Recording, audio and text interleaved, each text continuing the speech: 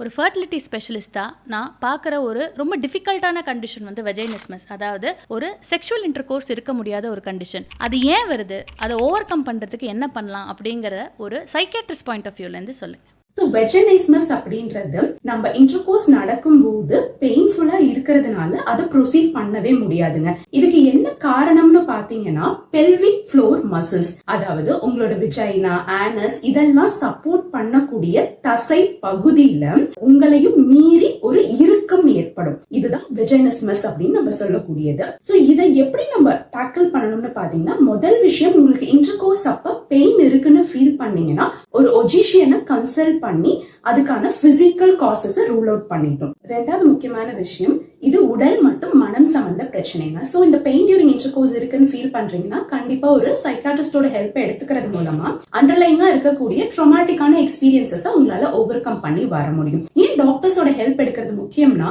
இதுல பத்தின நாலேஜ் நமக்கு கிடைக்கும் போது இந்த ஃபியரை நம்மளால ஓவர் கம் பண்ணி வர முடியுது. அதே போல மூன்றாவது ரொம்பவே முக்கியமான விஷயம், இதுல பார்ட்னரோட ரோல் அப்படின்றது அதிகமாவே இருக்கும். அவங்களோட அண்டர்ஸ்டாண்டிங்குமே இதுல ரொம்பவே தேவைப்படுற விஷயம்.